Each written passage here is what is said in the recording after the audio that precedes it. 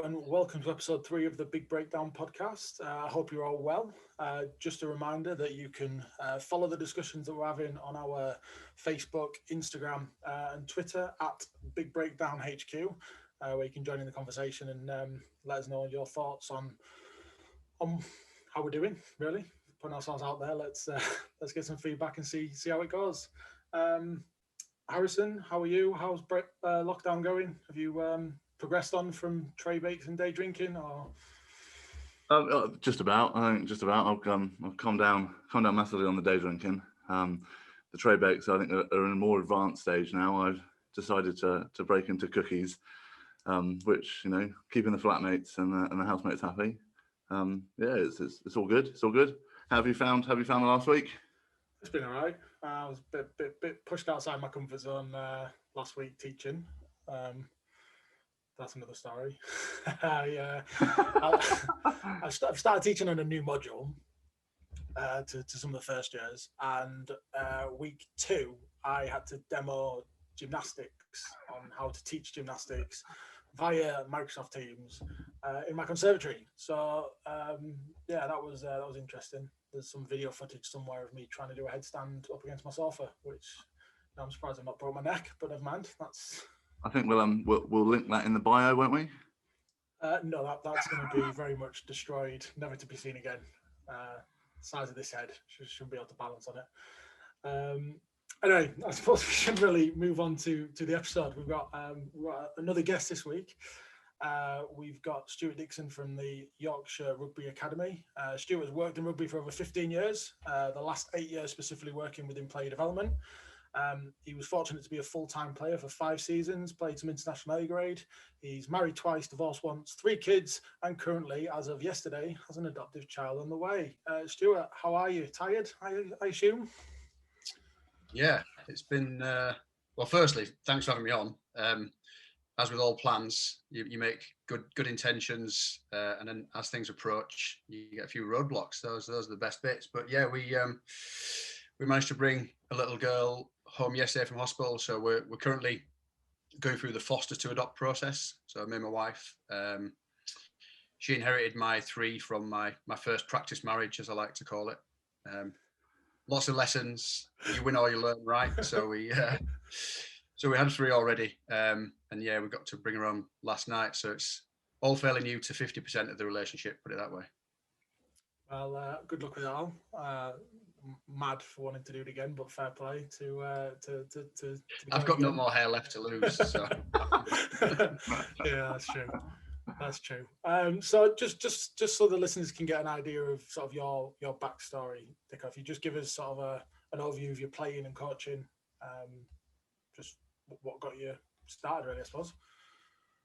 Yeah, so I guess like a lot of kids who get introduced to the sport, it was something completely new and alien to me. So I'd always played football growing up, enjoyed that, and then sort of changed schools, went to upper school where they played this kind of weird sport where you sort of ran around banging people and generally having fun. I thought this is interesting, and had a bit of ability, I guess. So I sort of enjoyed that playing through school, and luckily enough, because I went to a certain type of school, I guess back in those days, managed to get on some of the age grade stuff, played some county pieces, and luckily, before science and common sense took over, I managed to play for England 16s.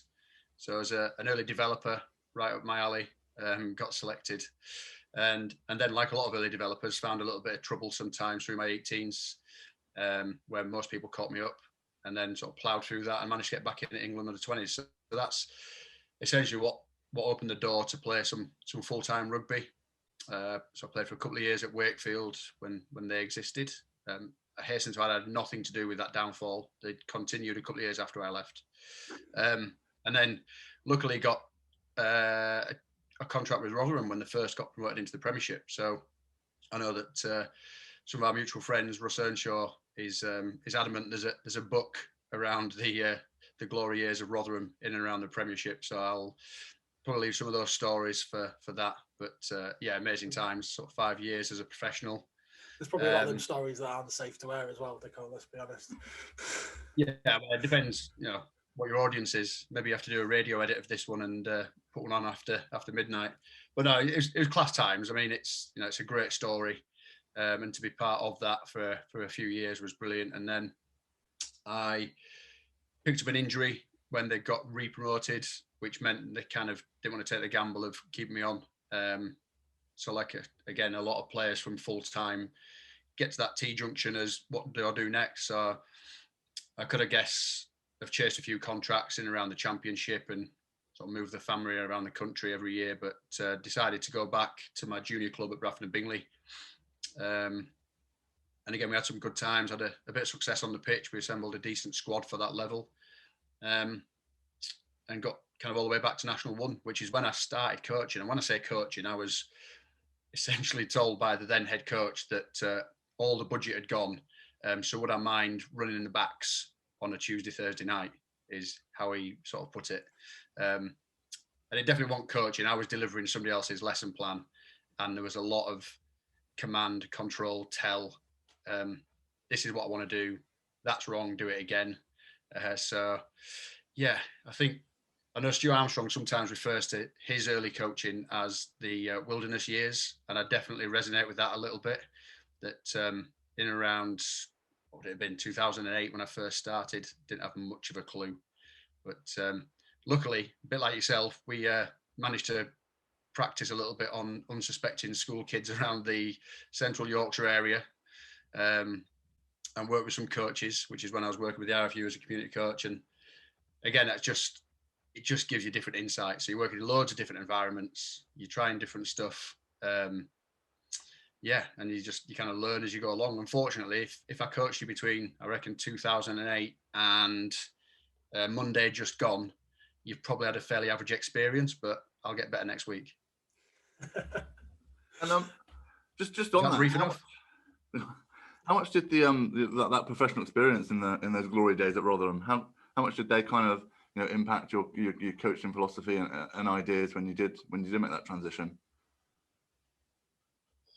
Yeah, it's interesting. Like when you reflect back, I guess now, and I know that some of the guys that played me back then who are still coaching feel the same, that it was such a different time. I almost kind of, I don't refer to it as professional rugby. We got paid to play because it was still in its infancy. It was like 5 years old as a sport and probably leaning quite a lot on rugby league type stuff in terms of training methods. I don't think there was much foresight around planning and periodization and tapering and things like that. It was essentially, you paid full time, let's get as much as we can out of you from 9 till 5 during the week, and then send you out on a Saturday afternoon to bash the hell out of each other and then fix what went wrong. There's kind of no long-term plan. Let's just fix what went wrong on the Monday morning, bash each other during the week, and then go again. So it's, in terms of things I look back on, I guess like any coach who starts, you sort of resonate with the people who you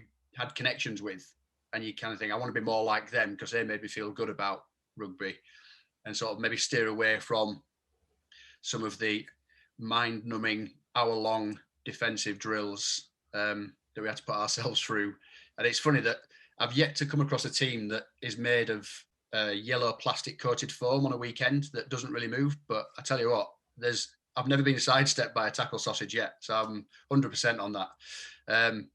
So it's kind of, I don't know, it's sort of weird really. I think as you progress through and then coaching at different levels, it gives you that mindset of, I guess at the Premiership level, it's a job and everybody to an extent can accomplish certain things. So there's an expectation that you don't have to refine loads of techniques. It's, just go out there and do it. Whereas when you're coaching, I know you guys coached at Enzians, and when I was at Bees and stuff, you've got guys in the second team who probably just want to play rugby for a bit of fun, and they come training to make sure that, they don't necessarily keel over on a weekend.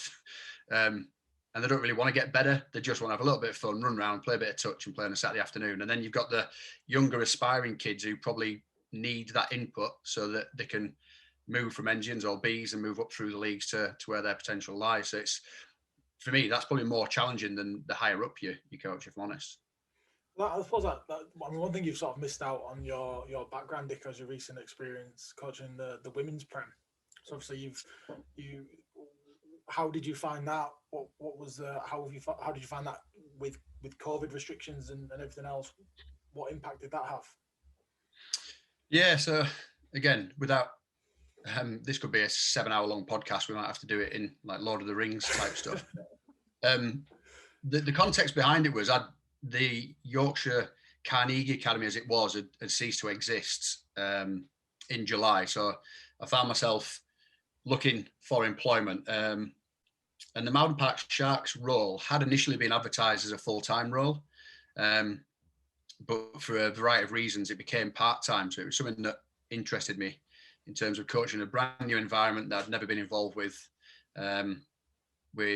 coaching women that I'd never really done. You know, I'd done the odd session here and there, but full-time as a coach of a group of women. So it seemed to work really well. And then getting your head around, so when I went in August, we were still kind of in stage A on the roadmap. So small group skills, socially distant and everything. And I'd not coached on pitch probably since the March due to COVID.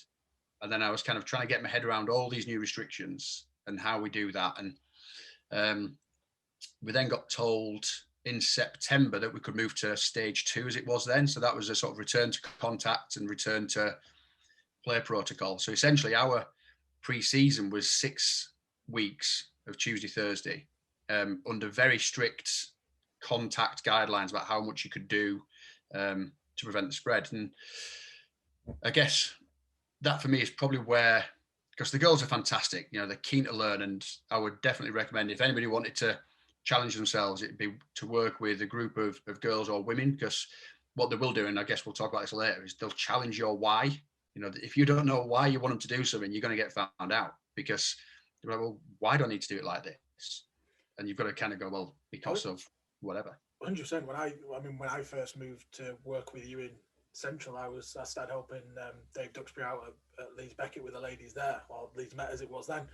And, you know, we had Emily Scarrett at Fleetall playing there, and you know, they were in the England sort of setup there, but they were quite happy to, well, first of all, listen to little old me, who was very still new to coaching, which I think says a lot about them as people, that they still valued what I had to say, but then they also weren't afraid to just go, well, why are we doing this? And I found that made me a lot better, because I had to make sure I had to preempt what they were going to challenge me on, that I had the answers for. And I think that made me a better coach. Yeah, and I think I was, and people talk about like leadership and showing vulnerability, and I didn't have any choice, because I was like, this is new to me, and there'll be times when I get it wrong. So that, like, in the first few weeks, I mean, crikey, we've got girls who are just left home for the first time, freshers at university, playing their first ever game of senior rugby away at Harlequins. And like, if you look back at the video, I mean, you could argue quite rightly that there may be some welfare issues, because our girls had maybe done a combined total of 90 minutes of contact prep in that 6-week block. And they're going up against 7 internationals who probably, that pre-season for them was what they needed, a bit of rest to freshen up, but they had all that years of experience around contact. And they absolutely smashed into us. And the girls loved it. It was a real eye-opener for them. And don't get me wrong, you know, losing by 100 points in your first ever game as a senior coach in the AP 15s is pretty humbling. But you kind of just go, well, that's where we're at. And if you've got a long-term plan, which, you know, the guys have got a 3-year plan up at Mowden, you can't just change after week 1. You know, you're not going to get your 18-year-old hooker becomes a 26-year-old hooker with 70 odd games. You've got to work with it. So we really quickly just helped the girls understand what success could look like to them. And I don't know if you listen to the High Performance podcast. It's a rival podcast, nowhere near as good as this one, I hasten to add, but with Jake Humphreys, and he had Clive Woodward on, and he talked about, and I know this is a massive tangent, but he said, you know, I'm a 6 handicap golfer, so I'm not trying to be somebody who can beat Rory McIlroy and Dustin Johnson. I'm trying to be the best 6 handicap golfer I can be. So what does success look like, and what does improvement look like for that person? So when you're working with a group of girls who between them have maybe played 25 senior games of rugby, you're not looking to knock Saracens and Harlequins off the top of the league. You're looking, well, what gets us to second bottom? What, you know, if we concede 100 points, what does success look like next week? So, and that's tough for them to get their head around, because it's a performance league and results do count. But at the same time, you've got to just keep them mindful that they're on a pathway potentially to red roses. They're 18 and they're just starting out, and actually getting more game exposure than a lot of their peers would be in other clubs, because they do have the 26-year-old with experience. They do have the international. So, because I suppose that is the thing, that is a pathway through to the red roses, isn't it? That's what the focus of the league is to develop that platform and conveyor belt of players coming through. So, so even then, working the Premiership, you were still working in this player development environment. I think that sort of brings us on to the question that's on everyone's lips at the moment, Dicko, is what is going on with the Yorkshire Rugby Academy? Because there has been a lot of, I think people at the moment, there's been a lot of stuff in the press about what was happening with obviously Carnegie beforehand, and the academy sort of being quite quiet, and then the pandemics obviously took over as well. So I think it's a good opportunity now for you to just, what's going on? And if you have been operating, how have you managed to do that during the pandemic as well? Yeah, so let's, I guess, start from where it began. So when Carnegie unfortunately hit some pretty tough times, and they indicated that they wouldn't be able to support the academy moving forward, we kind of entered this period of trying to look at what a different model could look like. So for some of the viewers and listeners who might not understand the model, so there's 14 regional academies in England, of which we were one. And essentially each academy is hosted by a parent club. So you likes of Leicester Tigers, Sale Sharks, Wasps, etc. So when Yorkshire Carnegie indicated they could no longer fulfill their license agreement stuff, we were faced with, well, what next? And unfortunately, in a kind of perfect storm, the pandemic landed right in the middle of all those conversations. So the potential partner that we'd gone quite a long way down the road with in terms of taking over, not so much as a parent club, but as the significant other investor to the RFU, they kind of had to put the kibosh on that, because they didn't know from a business point of view where they would be at the back end of the pandemic. So we unfortunately, the academy closed at the end of July 2020, resulting in the 6 of us sort of being made redundant. And whilst it's disappointing, you kind of understand it, because Carnegie, they're a business, they're not a charity, and there was no money coming in. So fast forward to the back end of September 2020, and there was a model brought out where vastly reduced, but essentially a model brought out. So the Yorkshire Rugby Academy was born. Let's make sure we keep using that terminology. We're not Sale Sharks West or Newcastle Falcons South, anything that other people have talked about. We're definitely not Leeds Tykes Academy. We are Yorkshire Rugby Academy. So the model we've got now is, it's a lot more streamlined than the other academies. So we run up to and including under 18s. So we don't have anything post 18 like the other academies do. And essentially, in terms of the pandemic, it's sort of perversely, I'll try and get my words out, perversely made things a little bit easier, because there's only the under 18s currently are allowed to operate under the elite exemption. So for me, in terms of running the program as the lead, I've only got to find a group of coaches for one group. I've only got to find facilities for one group. So it's actually been, if anything, whilst it's still difficult and you still got to be mindful of all the protocols, it's actually been fairly easy just to get my finger to the table and start to get my head around everything, because we still will get audited by the RFU. So there's still certain benchmarks we have to hit. But if I'd had to do that for the under 18s, the under 16s, and below that with Alex as, I guess, my sidekick in terms of the DPP, that's another 750 kids below there that we're trying to provide for. So it's allowed us a little bit of breathing space. We've got rugby back up and running, and people now in Yorkshire understand their pathway and what it looks like beyond 18. But at the same time, we've just not been overwhelmed with the amount of stuff we have to deliver. So with that, over the last, the first 2 episodes, we've kind of touched on, trying to understand, who we're coaching. I think that's, we had a good episode last week with Christian Sharples from Barefaced Conditioning. So for you, in terms of an academy, academy lead, what do you think are the key differences between, you know, understanding the who in the different age grades coming up, and actually what are you expecting to see from them as athletes? Yeah, it's a really good question. And I think there's probably some misguided perceptions out in the wider world as to, you know, what a potential academy athlete is a good word to use looks like, because I think maybe people just think there's loads of little mini Owen Farrells running around who never make mistakes. They're already physically ready to play the game of rugby. They're, you know, the mindset's right and all this kind of stuff. And nothing really could be further from the truth. It's certainly at the DPP, so the entry point at under 14. You know, we might discuss a little bit later on some of the kind of acronyms we put alongside our stuff, but it's essentially we would coach around the principles of rugby. So nothing changes, and that would be the key for me when we're talking to coaches, parents, teachers. It's the principles of rugby will never change, whether you're introduced under sevens tag right through to the Premiership. There's certain, you know, principles that the game's built on that you need to be able to achieve to succeed. So things like go forward, things like continuity and contested possession, and it's I guess what method you use at what age is the differentiating factor. So we would definitely build on those principles within DPP, for example, but it allows us to break things down where, you know, I get coaching in the community game is tough because each week you're a performance coach. I mean, people talk about performance coaches being, you know, Alex Sanderson at Sale or, you know, Lee Blackett at Wasps. You think about the guy that's coaching the under 12s on a weekend, and every single spectator thinks they could do a better job. You know, that's performance coaching each week. And he's doing the right thing by the kids, giving everybody game time and changing positions because he understands late specialisation.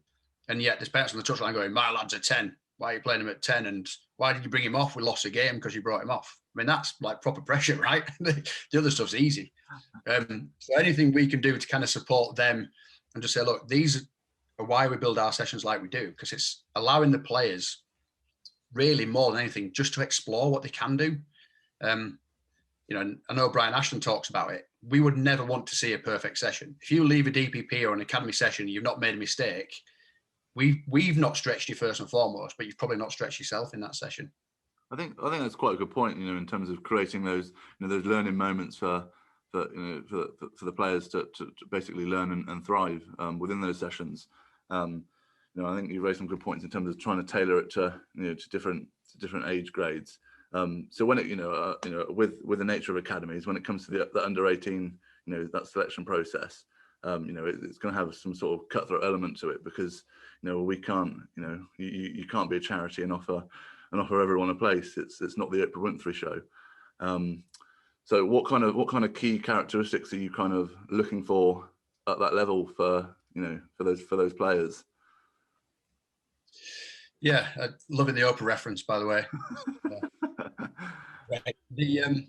I think, and if I look at this year in isolation, because it is different, so we're definitely working with a smaller number. So we've currently got 35 lads across 17s and 18s.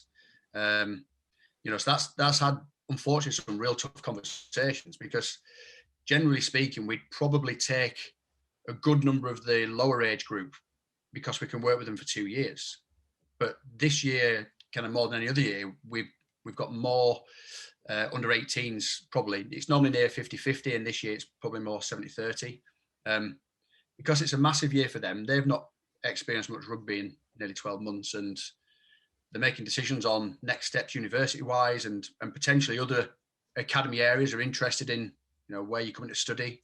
You know, I mean, Chris at Leeds Beckett would be doing some you know, research about players coming in now. So trying to get an eye on who's coming in. So if we're not giving them the opportunity to express themselves, which I guess the knock-on effect is, we're almost, I don't want to call it sort of shortening the chain, but we need them to get to as close to a finishing point as we can in the under 18s. A lot of the other academies would still at 18 pick on potential for their senior academy.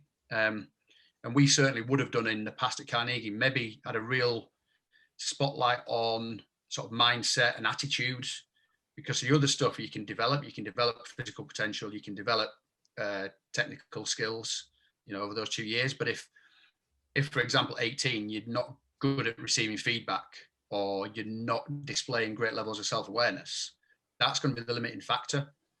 So there's loads of stuff there. So we've got a good group. I mean, listen, it's as level a playing field as it probably can be at that age. Most people have gone through puberty. Unfortunately, there'll be some that are keener at younger ages who are probably physically ahead of some of their counterparts.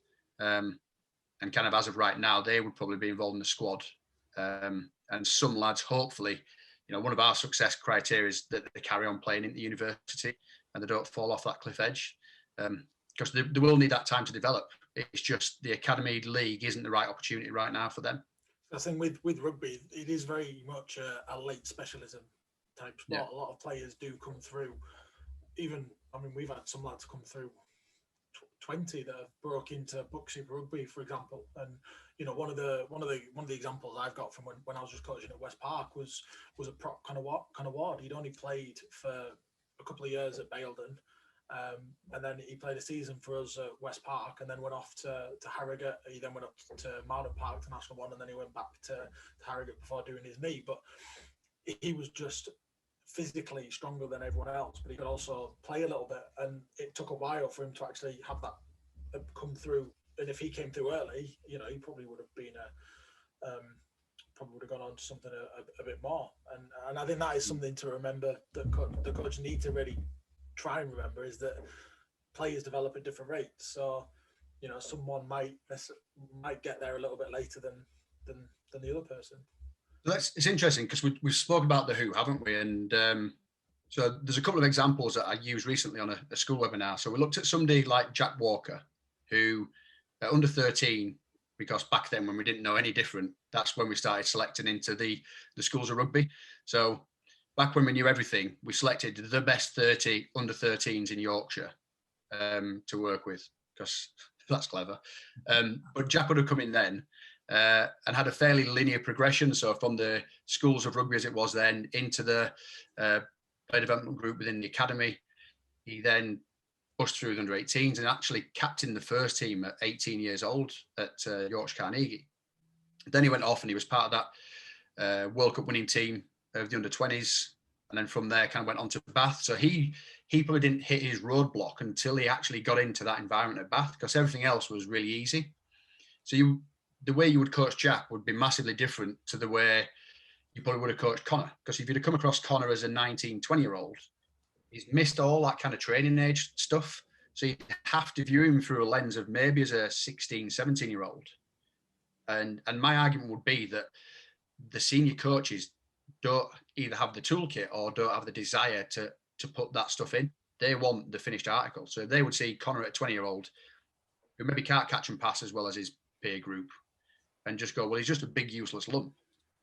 But if they invested a bit of time, he kind of did it the old-fashioned way, probably similar to my journey, where he took incremental steps to reach his potential. Whereas actually with the right environment, he could have pushed on, got on who knows where. If it had got, somebody said, this is a 16-year-old prop rather than a 20-year-old prop that we've come across, what would we do in that situation? And there'd be some building blocks physically, there'd be some tech stuff that we'd have to pick up on. And if you had that mindset of, that's fine, there's going to be some stuff he struggles with in the first team environment. So it's interesting. So when we talk about the who, I think knowing as much as you can about the people in front of you is key. So for us, it's easy. We know which schools are at. We know kind of probably what their rugby program looks like. So if we were selecting, so coming back to some of the stuff that Harrison was talking about, we've got an under 17 state school kid who's displaying at the moment the same kind of physical skills as an under 18 independent school kid who gets maybe 6-7 hours of rugby a week.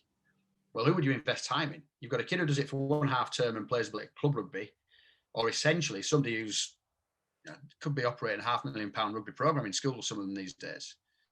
So of course we would say, well, let's take this kid. And then people don't understand why. And you go, well, this is like, you think about without getting too academic, Kev Till and Joe Baker stuff around future potential against current performance. Well, which kid potentially has got further to go in terms of their potential?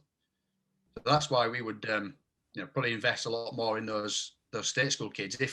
But to get there is the difficult thing. So how do we find more of them?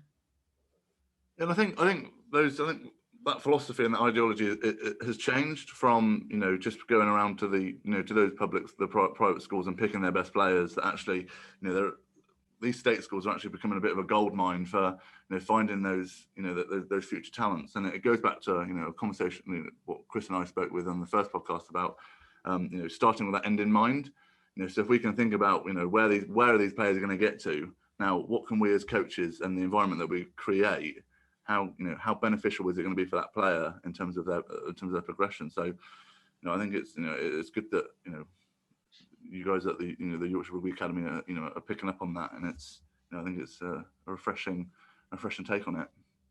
Because even the people that you speak to at the clubs, they still assume that a lot of these programs are what colour blazer you're wearing for schools, aren't they? That is the perception, but it's not the actual case, because we know, even from when our role as the RFU, Dicko, that you goldmine schools like Redillion Academy, who are really using the values of rugby to support the overall objectives of the school with what rugby brings around teamwork, respect, enjoyment, discipline, sportsmanship.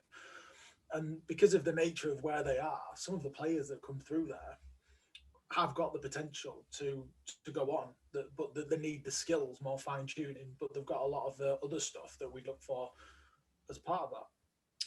Yeah, and I think a key bit of what you mentioned there is how we support those stakeholders to understand stuff. So I think my favourite ever example is Pete Lucock, who's been a real good quality professional rugby player in and around the championship. So he's currently at Donny Knights. I think he's actually gone up to the Falcons. And I got a phone call from his school teacher where I was running an after school club. We're doing year sevens, trying to get them enthusiastic about rugby for the emerging school stuff that we all used to run. And he just said, I've got this kid in year 10 and there's just got something about him and I don't know what it is. So when you come down after school, can we sort of swap over halfway through and you can just have a look at him, because I think he's got a little bit, but I'm not sure what to look for. So we did this and kind of covertly swapped over. I wander across to watch this kid in action. And the first thing that I see is he tackles a kid and breaks his leg. Complete accident. So it's like, session's over. This poor kid's waiting for an ambulance. And he's like, well, what do you think? I said, well, I don't know what to do, because I've seen him make one tackle, have an accident. So we used to run the district program, if you remember back in the day. So I guess a forerunner to what DPP is now. And I said, look, we've got this thing at the weekend where the districts are playing against each other. Let's just bring him along and just see what it goes like. Just like a bit of a no pressure trial. So we, as all coaches do, stuck the new kid on the wing where he can't cause too much damage. And he kind of looked all right, went well. So the next time we had one, he sort of moved in a little bit and he just pushed through. But it's without those teachers kind of going, he's got something about him. I don't know what it is, but can you have a look? So we need to support them so that when the entry points open for DPP, we do get more of those kind of golden nuggets, rather than the kid who's probably played rugby at independent school for 5 hours a week from maybe year 5 or 6. So they will display at an early age more technical proficiency. But they may also display a real lack of resilience in terms of receiving feedback or instruction. I suppose that sort of comes on to the next question. It's very much a development of what Harrison started off talking about, is when you're looking, not necessarily trials, but when you're out, because I know you want to go out when rugby restarts and start watching people in games. We spoke about before is the STAR model, which you use around your sort of process of looking at players. It'd be really useful, I think, if you could just go through that as a process, just so that the coaches listening just get an idea of what they can start sort of looking at as well, I suppose. Yeah, so it's a really good point. So right back at the very start, we spoke about how we coach on the principles of rugby. So that kind of underpins everything, and every academy, every club, school would coach along that. And then I guess I always use the analogy of making chicken curry. So every academy is kind of making a chicken curry, but just like in India or Goa, there's slightly different slants on that. So we use the STAR acronym, and there's other models out there. So there's a Sail Sharks DNA, there's the GASP model from Falcons. And I guess it's just a way of trying to articulate what kind of attributes we'd look for. So in terms of our STAR model, the S stands for skillful. And, we kind of frame that around their ability to catch, pass, tackle, under varying levels of pressure. So have they got some skills? T's tactically aware. So what's their level of game understanding like? So you'll know as well as I do, the kind of early developers potentially don't have that because they don't need it currently. They're not stretched. So physically they dominate their opposition. So they might miss an overlap, but it doesn't matter because they'll go forward and they'll. So it's interesting when those kind of players come to us, and our feedback to them is that, yeah, great, physically good, but tactically they don't really understand the game. So they would have bags of the A, which is athletic potential. So the early developer at 14, 15 years old, who's 6'3" and kind of reach, peak height velocity, whatever, that kind of stuff, that they kind of look ahead of their peers, but have they got the other stuff? And I think really at the early ages, and you referenced it before about these kind of kids from the state schools, is the resilience piece. So when things go wrong, do they bounce back up and have another go? Do they ask good questions? Are they curious? So just like the women, do they ask sort of why you're doing something so it helps them understand? Do they respond to feedback and then you see a measured improvement? So we want kids to fail, and we spoke about that before, but what we want them to do is fail better next time. So if they keep making the same mistake, then they're probably not showing the resilience or the understanding to progress. But if they kind of go, oh, this is a similar picture to what I've seen, and I made this decision last time that didn't work, so I'll try something else. And if that doesn't work, it's like, what's another option? So I think in the early stages, we definitely prioritize around the skills and the resilience piece, because we know full well in a group of every age group, we probably get 2 to 250 nominations. Because every club's got 15 potential professional players in their midst. And so they send all 15, including all 3 scrum halves, because they've all got what it takes. The head coach's children. Yeah. I mean, you went there. I couldn't possibly comment. But it, that in itself poses a problem, because we definitely then will miss some of the right kids because you just get lost. And we do all suffer from that confirmation bias. Go on, Chris, sorry. No. I think you touched on a really good point. I mean, you spoke about this a lot over the years about, the amount of people that do end up getting sort of nominated for these things. So what advice would you give to a coach or a teacher that gets this nomination form? What advice would you give them when it comes to actually the players that they're nominating? Yes, it's a real good point. So I'll give a really long answer and just try and stay with me. But a lot of the clubs, so let's say, for example, we operate kind of like a 2+1 nomination. So you can nominate 2 kids, and then we give them a kind of a +1 nomination for that front 5 forward that sometimes, like we spoke about Connor Ward, physically maybe not there, they're probably carrying a bit of extra weight, or because of their position, don't often get their hands on the ball. Their job in life is to move from ruck to ruck to ruck to allow the good players to get the ball and do stuff with. So we give a club a kind of a +1 nomination purely on the kind of athletic potential. So if, we've got one kid in under 17s who, crikey, he's tall enough to play Premiership second row now, but his rugby program would be once a week at club. There's no rugby provision in his school. So we're kind of going, well, the athletic potential's there for him. What he needs is all the other stuff bundling around it.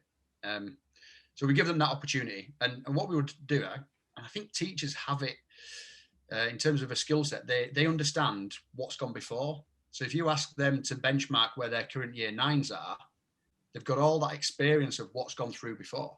So if they see Chris Stafford in year 9, and they can say, crikey, he's like Harrison's been in DPP is a year 10, and Chris is miles ahead of where he was last year, so I should definitely nominate him. Or he might be. You're very polite, Nicole.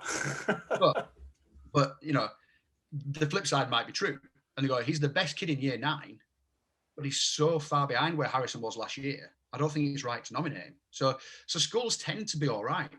What they would get is the pressure from the club coaches using some of Rusty's gamification. And it's like, well, if we've got 2+1 as a club, and we also have 8 schools that provide kids to our club, let's get on the phone and make sure they nominate the right 2 kids from their school. And then all of a sudden we've got 16 kids rock up in the same club jersey on an assessment day. So I would kind of support clubs, and some clubs do it really well. I'm going to I'm going to definitely name check Sandal, and I'm going to definitely name check your mentor Andy Otley, who do this really well, and they would have their own kind of scoring system, and they'd speak to the coaches in the age group above, because they're the ones who've got the immediate experience of this journey, and kind of like, we think he's got 4 out of 5 across the board for the star model. What do you think? Could you come and have a look? And they might go, well, actually, compared to our kid, yes, you're right. Or actually, nah, this lad didn't get in and we felt the same. But when we saw the assessment day, we understood why he was kind of benchmarked as a 2 instead of a 4. Because ultimately, you're a 4 in that environment, and then you sort of move up. And, I don't want to create any work for you. This is just sort of an idea that after 5 years, I've decided to pick up Alex Ferguson's book again, because I started it, never finished it, like a lot of the books that I generally read. But in the bit that I'd actually just been reading about, he's talking about the scouting system that they had at Manchester United, and how he would very much encourage his scouts to look for not the best player in your street, but the best player in your town. Obviously, we're not set up in rugby for that, and we relied in terms of the contract. It's all about the development pathway. Do you think there's a demand then for each club to have somebody trained up in what they should kind of be looking for in these things to aid that process? Yeah, I mean, crikey, I mean that would be utopia. I mean, there'd be another sport played with a similar shaped ball, generally across the M62 corridor, that would have a network of scouts, which essentially means, I mean, it would be an upgrade to your hoodie right there. You'd get a hoodie with that Super League club on board, and you would be a scout. So they give you a 25 quid hoodie, and you become a scout for them. And they'll go along and they'll watch some rugby union games and rugby league games, and then they basically bundle all these kids into that system. Whereas, and even that, I mean, rugby league, for example, would be a slightly more early specialisation sport than union, because of some of the intricacies that are removed around contest for possession, around the restarts and stuff like that. So you essentially run, pass, tackle, kick is rugby league in a nutshell. I'm doing a massive disservice, and I'd really enjoy it as a sport. So please don't start selling my house or abusing me on social media. But our kind of potential long term, you've got to view it differently because of those set pieces, because of the rucks and mauls and contest possession. So you're right, and it's just there's probably 2 strings to it. You've got to find somebody who's probably willing and able to invest a fair bit of time into understanding talent ID and development. Somebody who's pretty robust at having difficult conversations with those coaches to say, no, don't nominate that kid. And that's going to cost you probably a pint over the bar on a Sunday lunchtime if you upset them. They add up. A short answer is yes, it'd be perfect. The long answer is how much kind of time investment and return on that investment would we get? And finding the right person to be able to actually take that responsibility on. Yes. So we spoke a little bit. So here's a slightly different model. So Lorne, who we both know from the RFU, the head of game development, said rather than going through this nomination process where, like we spoke about before, it's just 250 kids, throw a bucket of paint at a wall and see what sticks. Knowing full well you've missed some good ones, you've got some good ones, and you've probably got some fairly average ones. Why don't we see them more in their environment? So use the kind of age grade calendar where these under 14 localized festivals, tournaments and things are taking place, and you see them in their environment and you see which kids in their peer group are doing well, rather than leaving it to chance that there's a really excellent teacher who understands physical development, there's a really good coaching coordinator at a club that's verifying and vetting people's nominations. So I mentioned 2 clubs, Sandal and Otley, and there's 100 more clubs running junior sections in Yorkshire. I think that's an interesting point. And then when it comes to recruitment, it's and trying to pick players, it's a time consuming. It is just by nature a time consuming event. I know that the work that I'm currently doing at the moment here at the City of Oxford College, we're currently in a recruitment process for the 2021-22 season. And we're constantly spend most of the days on the phone speaking with clubs and teachers hearing about their players, and it is time consuming, and I think finding that balance between is difficult. How have you kind of how have you kind of managed that time and prioritized, what kind of things you're listening out for, and then, well, as soon as you hear something or you've got something, it's almost like a box ticked. Yeah. So again, we've tried some stuff and failed at some stuff. So we used to have a kind of a nomination process where, so you guys are playing against each other, and Harrison would nominate from Chris's team which 1-2 players stood out for him, and then that would get fed in centrally to either a generic academy email or to the county office. And then if that player sort of came up maybe 3 times, you'd probably want to have a look. And if you'd done due diligence at your assessments, they'd probably be involved. But if not, it's a kind of, 3 different opposing coaches have nominated the same player from when they've seen him. So there's probably something in there to have a look. And that might be going back to the star model, just because they're so much athletically ahead of their peer group.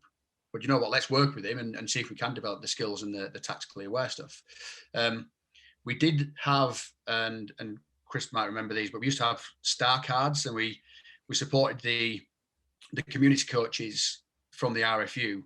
So they were essentially, it was like a Willy Wonka golden ticket. And if they were in a school or a club and they saw somebody absolutely smashing out of the park, they gave them one of these cards, and that, I guess, got them entry to the nearest centre. So next Monday, there's a session happening at Bishop Burton in East Yorkshire.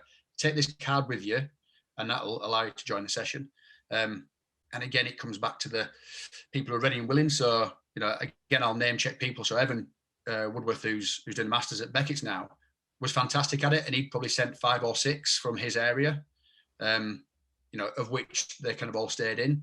But that's one CRC out of 15 or 16 across Yorkshire, and then the other ones might send 1, or actually it's a bit too much work and I just want to crunch the numbers. And this is no disrespect, because it's, it was a bit of a treadmill doing that job. You had to go from session to session to session, do something in the evening, don't forget your admin, you've got to get your mileage in, all that kind of stuff. So I do get it.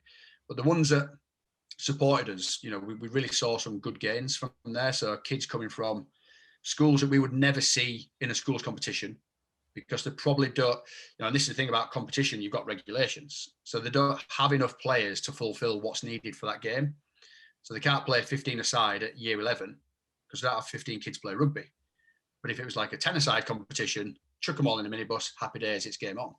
So we weren't seeing, a good number of kids, and it was the same schools week after week, month after month. So yeah, we've not cracked it yet, but we are open to try and find different ways of expanding our network. So sort of moving that on then, Dicko, what would your advice be for either coaches in the community game and school teachers who are starting up this process now of what they should be looking at within their sessions to support that development in more players then being eligible or getting through into the academy type process? Yeah, so I remember having a conversation with another coach, and he's actually involved in the pathway. But his take on it was, well, I'll coach the DPP curriculum to the younger ages to give them a head start. And I'm kind of like, no, we don't want to take shortcuts. And it's a late specialisation sport for a reason. So particularly at those early ages, those formative years, probably invest your time, in terms of CPD, invest your time around the who. So like Harrison mentioned before. So what does a 13 or 14-year-old adolescent male need in terms of their physical and social development? And where's the best place to go to understand that? And let the rugby take care of itself. I mean, the one thing, certainly going back to my kind of coaching journey in my early years, trying to do too much in a session is fundamentally flawed. So you try and cram everything in, thinking, I'm giving them so much input, they're going to be so much better for this session. But as humans, we don't remember too many things. So if you've put 6 or 7 things into a session and they remember 1, and you've got 15 kids all remembering a different one, then you just knackered. That goes back to what Harrison said earlier around start with the end in mind. So if you are running a block of work, where do you want them to be at the end of that 6-week, 12-week block, and then plan your objectives for that week back from there? Yeah, 100%. And listen, it is difficult. Like I referenced before, they're all performance coaches. So there has to be an element of fixing something that went wrong. But that shouldn't be the sole focus. Like I say, you've got 6 weeks and I want to improve this principle of rugby. So how many different ways can my group of players find to go forward? So for the big physical athletic kid, it's great. Give him the ball, he goes forward. For the kid who, is tiny but agile, they've got a different way of going forward. And how do I support them finding their best way? But then it comes back to the stakeholder piece. You are a performance coach, but wouldn't it be helpful if you spoke to parents about what you're trying to achieve? Like, I get it. We conceded 60 tries. I get it. We need to do some work on tackling and defensive systems because I've seen this thing with Stu Lancaster. So what we're going to do is a Leinster 13-2 defence. It's fine. We'll work on that. And then everything else goes out the window because you've got to fix that problem. Yes, you do. And I would definitely advocate doing little and often around contact confidence, so tackle technique stuff and some bits around that. But at the same time, you've got the rest of their lives with a 13, 14-year-old kid. You want to make them love the game so they keep playing it and not try and create, like I said before, the mini Owen Farrell at 14, because it sends a wrong message. And then mums and dads, quite rightly supporting their kids, think he loves rugby, he loves contact, so he's going to go play summer rugby league because that's what he loves. But that's like saying he loves a Big Mac, so he's going to get a Big Mac for dinner every night. At some point, they sort of burn out and go off it. I know it's a well-worn analogy, but we don't want the kids at 15, 16 not playing either code of rugby. I mean, I don't mind personally if a kid has a self-awareness at 16 and says, you know what, I reckon I can smash Super League. And we've got 2 lads that we worked with a couple of years ago who are now doing that. That's fantastic, because that's, with their self-awareness, said that's the best option for me right now, rather than stopping playing altogether. So yeah, there's loads of stuff in there, but that have a real good focus on what you're trying to achieve. If it's over a period, what that looks like. Engage with your stakeholders. So talk to mums and dads, talk to your local schools about what we're trying to do.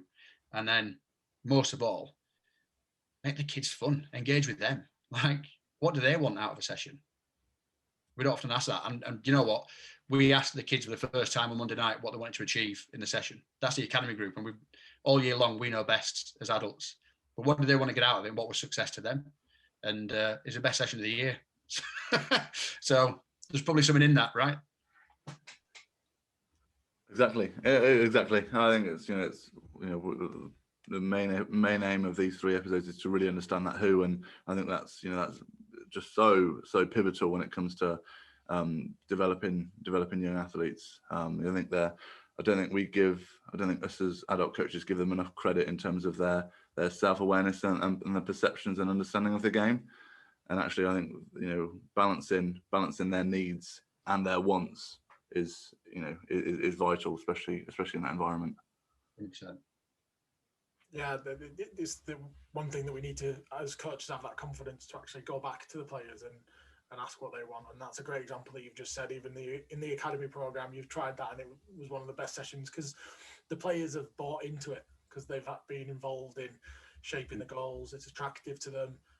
They've got a level of attainment that they know they can do, and they've got that motivation to be able to kick on from there. And I think, without trying to drag this out, that is in itself part of the coaching skill. You can't just flick a switch and it starts to happen. It is on a continuum, but the earlier you start that, then the players become much better at it. Like, just, I guess, when questioning became the big thing in coaching, so rather than telling them what to do, you ask them questions. And a lot of people would ask closed questions. We've all been on those coach development courses, haven't we, where they ask a closed question. Was that good? Yes, brilliant, good. Let's move on, but I've asked a question. So developing the art of follow-up questions, which you've done really well on this call, by the way, so kudos. Kind of the kids then start to learn, actually what I want to do is play rugby. So if I give him the answer he wants to hear really quickly, we can get back to rugby. So the art of kind of wading through that and saying, so rather than giving me the answer, go show me the answer. So here's the question, here's the problem I'm giving you. Go and show me what you think it looks like.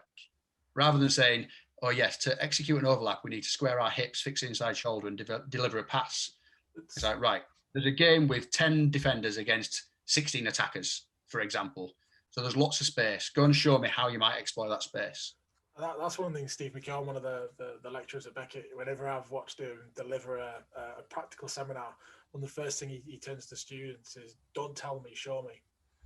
Yeah. He wants to be able to see it, because that then also clarifies to you that you actually understood what I want them to do as well, rather than me just tailing the technical elements? Can they actually show me? Well, then it makes it individual, because the questions you ask different players are based on what you see them show you. If you ask a generic question on the best way to fix an overlap, well, like anybody could tell you it, but each player is individual. And the kid, and sometimes, you know, we take things away from kids too early. Like one of the kids' best way of fixing an overlap is using footwork and gassing, and don't worry about those two people outside, because my super strength is being absolute gas. Whereas somebody else might be, don't worry about the overlap because I'll carry these two kids over the line. So that's a solution they've got right then. And you then start to think about the questions you might ask those as individuals, rather than just a generic, how do we execute a 2v1? How do we fix the outside defender kind of thing? No, there's some very interesting points there, and I think we've covered a fair bit in this last hour. No, it's I think it's plenty of food for thought there. And I think it's going to be very beneficial for a lot of coaches out there that are coaching this age grade, and how we can actually get the best out of them. So Dick, before we sort of go into a closing bit, we always end with the same three questions, which Harrison's going to ask now, which will be interesting to see what your doing is in them. So Harrison, let's see what you've got to say. So we're trying to create a theme here of I'm going to give you three players. You've got to make one of them captain of your team. You've got to bench one of them, and then you've got to rip up their contract, drop them, get rid of them completely. And of course, because it's the Yorkshire Rugby Academy, we're going to go with Yorkshire legends. So the first one we've got Danny Kerr. The second one we've got Mike Tyndall, who's a Yorkshireman, and then finally the 1997 Lions legend, Mr. John Bentley. So which one are you dropping? Which one are you making captain, and which one are you benching? Right then. Oof. Did you play with Bentos, or did you play against him? No. We just worked together. So when he sort of went back to Leeds Tax, it was then, and sort of supported their community stuff. Mate, that's a great question, by the way. Well done. It's better than generic stuff. How much do you earn? What car do you drive? I would go with and trying to justify it's going to be difficult, but I'd probably make Mike Tyndall skipper,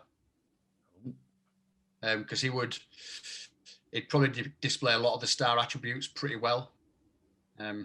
Tactically underrated. I think a lot of people felt he was just a battering ram, but he had a bit of finesse about his game, and he was definitely resilient, judging by his honk. So he would be my captain, and I kind of back him to kind of drag a team through some fairly sticky situations.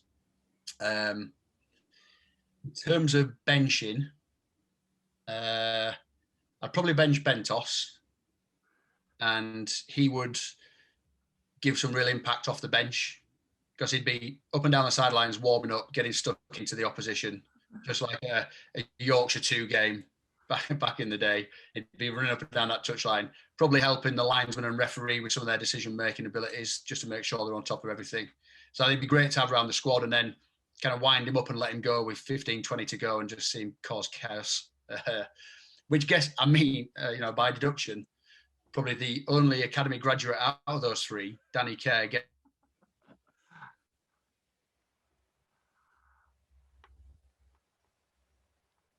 What a time for your Wi-Fi to go. Oh, we've lost him. I think you should, Chris. Dicko, we lost you. Your Wi-Fi stopped. We lost you at Danny Kerr. Where was I? Danny Kerr. Danny Kerr is in the office, and it's a difficult conversation, but he's got a good media career ahead of him. He's a good-looking lad. He's had his Barnet fixed. He's on he's on a podcast with a big corporation. And listen, time moves on, and it's a tough conversation to have. And maybe get yourself to Japan or France and earn a load of money for the last couple of years. Smart, it's great justifications there, I think. Yeah, struggle to disagree. No. Yeah, I would imagine. Just a shame we lost your Wi-Fi just at that point there, Dick, as well. We've just had you frozen on screen. But I bet all my kids upstairs have just engaged in some online learning at the same time or something. it just froze. I thought you were just listening really intently. I thought I just got you, but maybe not. No, Dicko, just again, thank you for coming on onto the podcast, and I think we've gone through some really good discussion there around understanding your players and how that could then link into supporting the academy program. And I think it also reinforces a lot of the stuff that we spoke about on the previous 2 episodes as well. So so thank you for coming on. That's all right. I hope you've enjoyed it, got some out of it. We should look trying to get you on another episode to maybe we'll do it when lockdown ends. We'll try and do a pub episode, and you can tell us some of the stories from your Rotherham days. Like Hollywood's late night edition. If people listen, I'm pretty keen that people reach out, and if they listen to this and they're intrigued about stuff, that just to get in touch with us, either through probably Twitter's the most kind of reliable platform for me. I'm not one for Facebook, and I keep forgetting to take pictures for Instagram. So it's Stuart Dixon 13 on Twitter and Yorkshire Rugby Academy. So if people are keen and want to have a chat about stuff, then reach out on there, and I'd be more than happy to have a chat. As you've seen, I can talk pretty well. Well, we'll add you and at you and tag you in everything that we do. So it'll be readily available through the description. So thank you guys for listening. I hope you've enjoyed the podcast. Please, if you're watching on YouTube, please comment below with your thoughts. Don't forget to subscribe to the channel, and we'll see you next time.